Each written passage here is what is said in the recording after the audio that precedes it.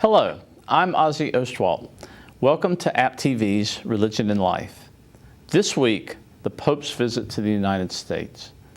Our guests are Dr. Laura Ammon of Appalachian State's Department of Philosophy and Religion, and Carol Brown and Richard Rupp, both of St. Elizabeth's Catholic Church here in Boone, North Carolina.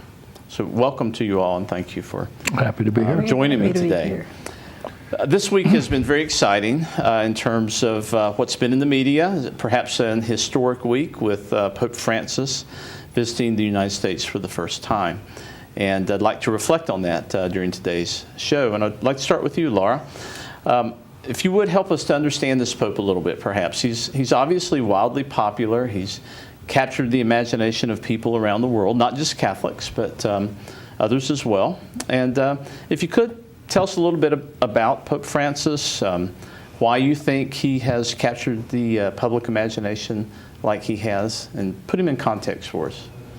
I think that Francis is popular for a couple of reasons, not the least of which he is from the Western Hemisphere and then the global South. So he's the first pope to be from the area where the largest number of Catholics live, which is the global South in Latin America.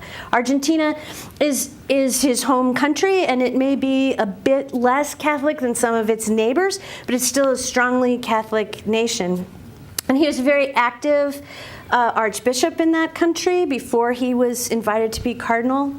So another first for Francis is that he was a Jesuit. The Jesuits are an order of priests that were founded in the early 16th century. Now, Jesuits are an order of the Catholic Church, right? Right. They're and he's the first one to represent that order as Pope. Yes. Right, okay. Yes. And that's pretty unusual. So there aren't very many Jesuitical popes in the past. He is the first, and the Jesuits are quite proud of that. And he chose for his name, I think, a significant indicator of what his values are as Pope. Often Pope Francis. Pope Francis. Yes. So he chose Francis for Francis of Assisi. Francis of Assisi is very popular as a saint. You see him most often in the United States preaching to animals. There's often figurines of that. But Francis was quite an active minister to the poor, and that was the focus the Franciscans had as a call to serve the poor. And I think, we have an image here of the Pope actually working with the poor and the ill, and I believe in Rio de Janeiro, if we could look at that as we talk here. I think the Pope probably actively and purposefully chose the name Francis to indicate that this was going to be one of his emphases. Here's our image in Rio.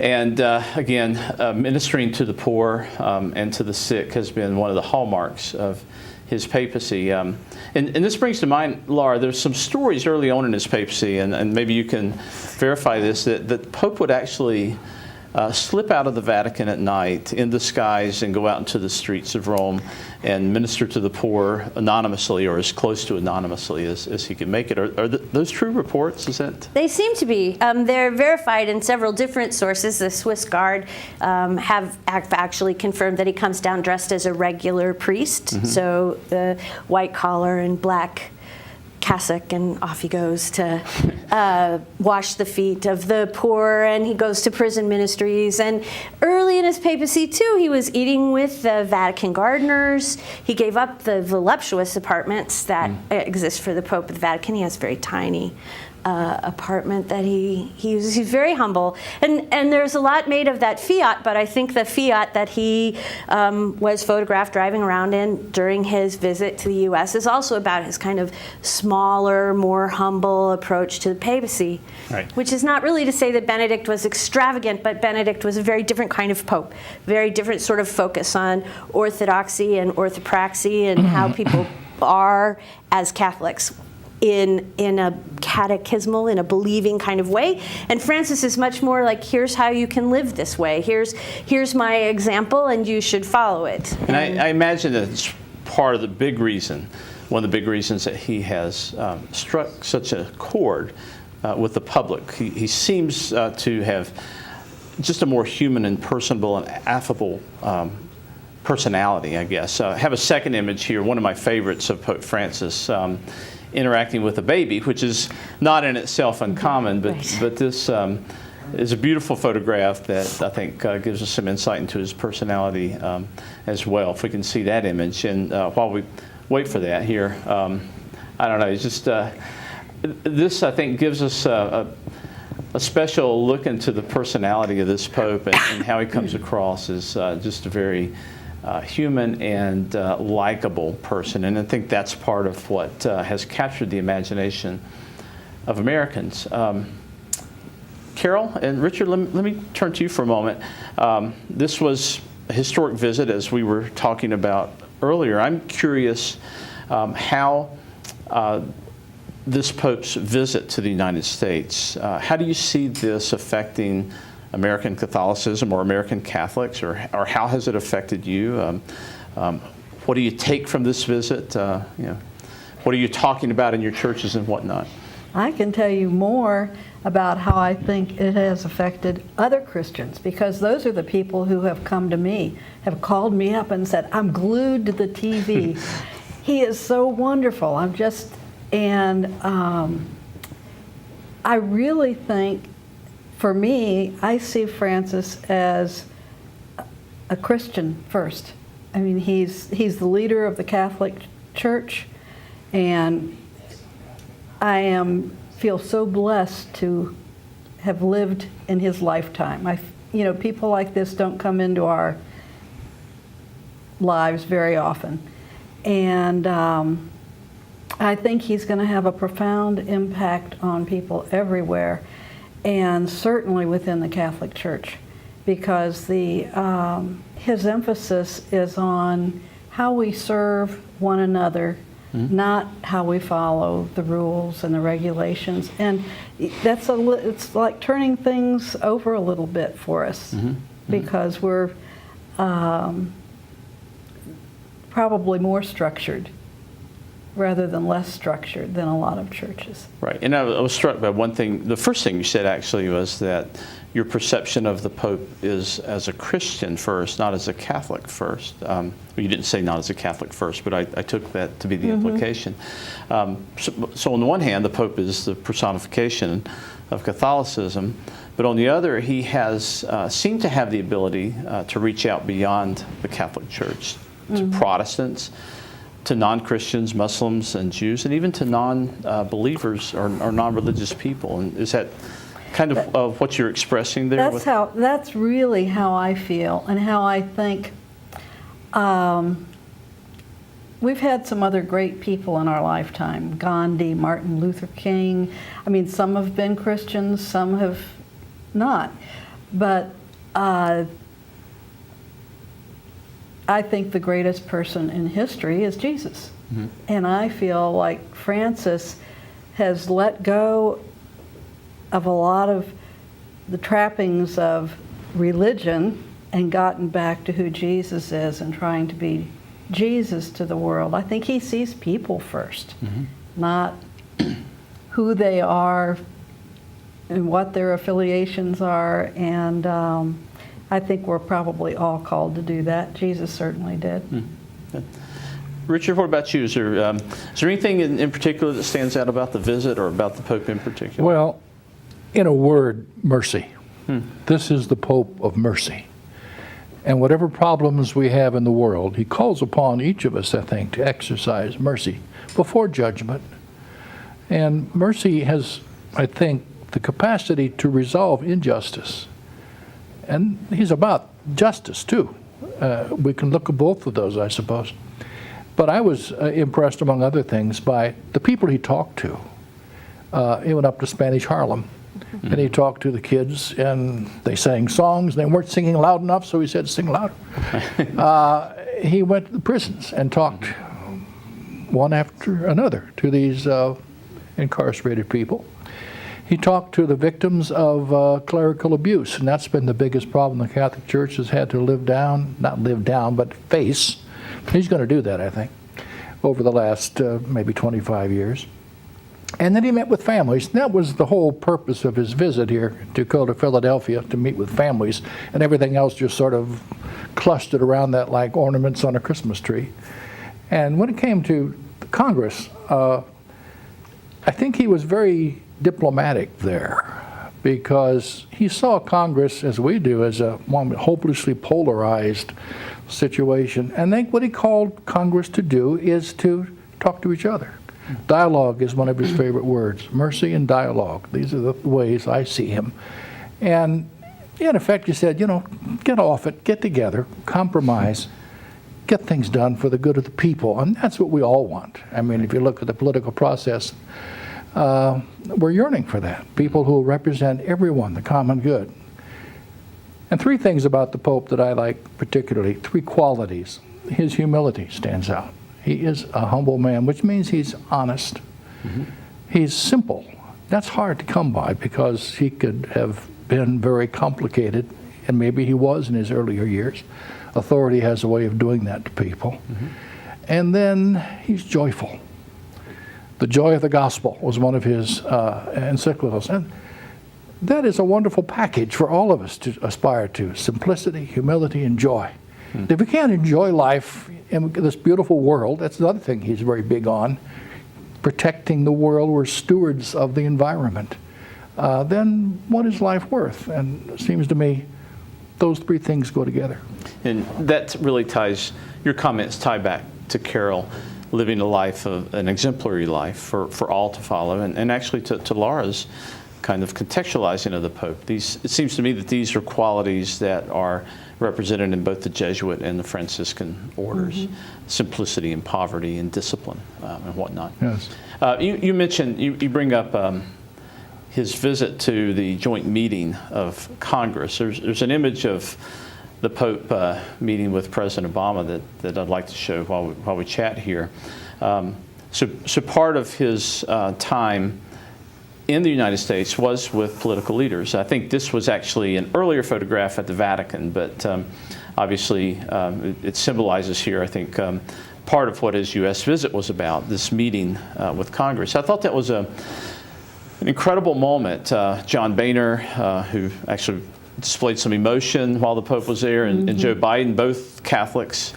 And the Pope, in his address to Congress, referenced some pretty important people: Abraham Lincoln, yes, he did. Martin Luther King Jr., as well as some important Catholics, Thomas Merton and Dorothy Day. Right. That was an extraordinary talk, I thought. I wondered if you had any comments on that talk, or what he was able to do with that speech. Any of you? I think that bringing up both Dorothy Day and Thomas Merton was an unusual move for someone listing important American Catholics, and Seton almost always makes that list. The Dorothy Day is frequently overlooked unless you're a labor historian or you're really interested in the Catholic worker movement. And so bringing her up is really part of his kind of twofold education agenda, beside his here's how we might live and care for people around us. Her work for workers' rights and unionization and caring for families, like Richard mentioned, I think is an important part of that. And then Thomas Merton with his devotion to a Christian life, his devotion to contemplation. And he was a Trappist monk, so he took a vow of silence and lived in silent contemplation not far from us, actually, in Kentucky at the monastery there. And so it's an interesting union of Catholics for him to have brought up in conjunction with Martin Luther King Jr. and Abraham Lincoln. It was an extraordinary list of people. It was really fascinating. Yeah, and the thing that struck me about his talk to the joint session, and I watched afterwards, I looked for something that I could see about commentary, and I think it was on PBS commentary. And there was, I gather, a Republican and a Democrat on a panel, but they were both people who had contact with the Church, the Vatican, and the Church in the United States. And they were so impressed by the fact that everybody was so moved by him, that everybody seemed to listen, that it wasn't this judging that we usually have when we watch Congress and one person is speaking and there's the boos and the clapping or Right. whatever. They show their pleasure and displeasure. And everybody was touched, and whether that can carry forward and make a real change, I suspect it will have an impact. How big an impact, we won't know. Right. Take a while. But I thought that was really a historic speech. Yes. And he spoke in English. He did, yes. And obviously English is not his first language, but he did a beautiful job. It's interesting talking about this particular speech that some people, commentators left and right, have critiqued the Pope on being too political. And I think they're referring to statements that he's made about abortion, same-sex marriage, on the one hand, social justice perhaps on the other, so that people on the left are happy with some of his stances and perhaps unhappy with others, and vice versa. But Richard, maybe you can comment on this, but it strikes me that the Pope, in making those statements, is not staking out political ground, but rather expressing Catholic theological principles, and that some Americans are somehow trained to think of those principles. I hope so. I hope so. I hope this society is still open enough to be able to go back to its roots. We're not that old a country. They can't remember where we came from. But he transcends politics. He's concerned not so much with legislation, particular legislation, but with caring for the poor, caring for the immigrants, caring for those who are disadvantaged in whatever way. And he leaves it to people to resolve it. Again, this notion of dialogue, I think. He realizes there are differences. There are differences in his own church. He's had to fire 3 bishops already, and probably more will be on the line. And he's serious about that.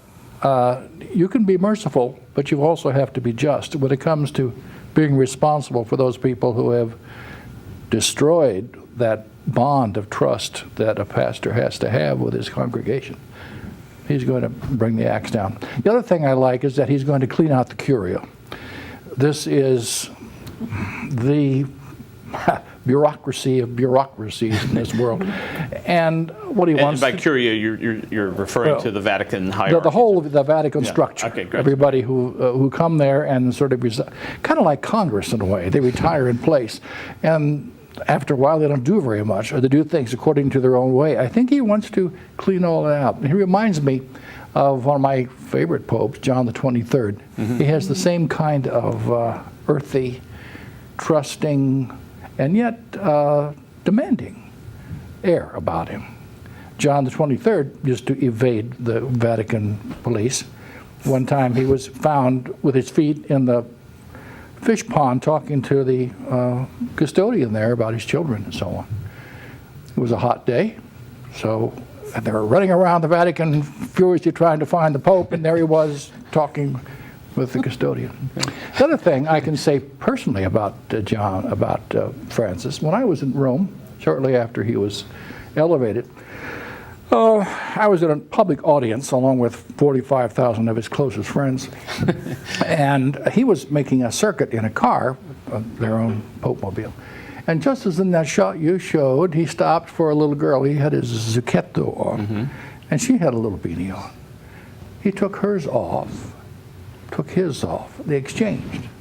They looked at each other and they laughed for a bit, and then maybe he thought better of it, and then went back and put his zucchetto on. Off he went, and people were clapping. He loves children, Right. And you know that again is a sign of his authenticity. He's not campaigning for anything, but I think he is campaigning for us to be better people, all of us, Catholics, non-Catholics, Jews. And this is a wonderful image of the Pope amongst the crowds as you were speaking. This is not the specific incident that you were talking about, but certainly this gives us an idea of just how popular he is and the crowds that followed him around the U.S. I love that story. It may have demonstrated his love for children, but it seems like there's something symbolic there in that gesture as well. Well, yes. When I think he's calling us to pay attention to the least in our society, whether they're physical children or the poor, the immigrants. He really wants us to solve the immigration Yes, problem, yes. and calls us to face the realities there. I'm glad you mentioned John 23rd. I'm sorry, you were going to. Go right ahead. Well, I was going to add John 23rd, called Vatican II, right? Make sure I've got my Catholic history right. And this in the early 60s, and he is famous as a reformer pope. Yes. And Vatican II was an attempt, at least in part, to, I think, open the Catholic Church up to the rest of the world. And I think some of these images have, in some ways, suggested that Pope Francis and his visit to the U.S. is perhaps symbolic of that. Do you see this Pope in any way carrying on the reforms of Vatican II? I do. Okay, reaching back. Yeah. Because some of those reforms have gone forward in fits and starts. So anything in particular? Well, I mean, I think that Vatican II was about the Catholic Church recognizing that the largest number of its adherents were in the global south, were in areas that were not really being recognized in the power structure of the church. And John the 23rd opens the door for that, and he gets it started. And it is interesting that his canonization process is one of the first things that Francis finished, so that he's now St. John the 23rd. And here's a giant reliquary now in St. Peter's Basilica. And I was there this summer, and there was a vast line of people walking by, wanting an opportunity to be near him. And I think that Francis is intentionally invoking a lot of John the 23rd. And I think this is part of his humility, too. Is I am a product of the reforms that came out of Vatican II, and I'm going to continue to move forward and advocate for the peoples who were part of the vision of it's not the new Catholic Church, but the inclusive global Catholic Church in a way that came out of Vatican II. Yeah. And I think generally Pope Francis so far has been seen as a reforming pope, but in a moderated way. I think there are some reformers who are a little bit frustrated, perhaps, that he's not going further, faster. But clearly, I think he's on this path towards reform, it seems. I read a lot of blogs about the Pope. I like to follow him and the Catholic right is also very anxious about this. They recognize his commitment to these kind of reform things that have made them uncomfortable and somewhat unhappy, and they're sort of calling him out on that in their way. Just as on the left, they're like, just a little further, we could really let priests marry, and what about ordaining women, and trying to pull him. And he is still, I think, mostly centrist with a global perspective. That climate change is a lot about the poor. It's affecting poorer parts of the world much more than it's affecting developed parts of the world. So it's kind of congruent with his emphasis that climate change is part of that. It doesn't really make him a radical leftist pope, I don't think. No, and he's been very skilled, I think, at kind of bridging the different ends of the spectrum, and it's very diplomatic. Carol and Richard, you were talking about discussions you've been having in the church about the Pope and his visit.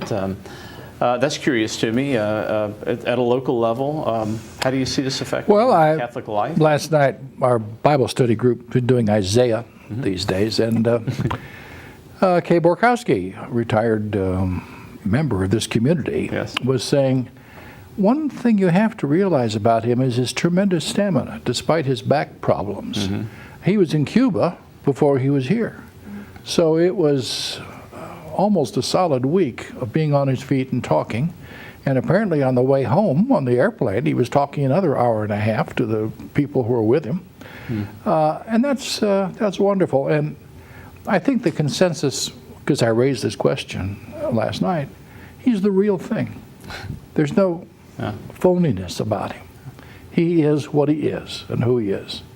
And that's refreshing, because so often we see the reverse in people that we respect or elevate in some ways, elect.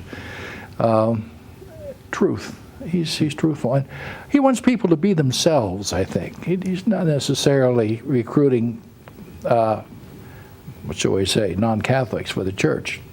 To some degree that may happen, but I think he's saying, in effect, be true to your own conscience. Be true to what moves you toward God. Be the best you could be. Carol, were you part of this discussion at your church as well? Yes, I was. And he amazes me for a man who is he 79? 78. 78. I was kind of doing the math when I was looking at the birth date and thinking, oh my gosh, I watched him talking to Congress, just standing there for an hour talking. And I know what kind of energy that also takes when you're up front and you're on stage. And I thought, and then he walked out and was still talking to people and not showing at all the exhaustion that I could feel for him. Right. And then when he got on the plane and he continued to talk instead of, I just think every year that we have him is going to be a gift for us, because I think he's just taking us to new places.